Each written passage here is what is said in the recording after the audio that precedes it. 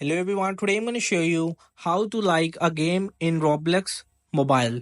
So simply just tap on the Roblox account and make sure you will have logged in easily, and I will be just scroll down. So here are the all sponsor games and the recommended for you.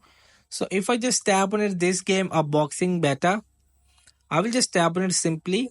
So here you will see the rating, the active and visits and maturity.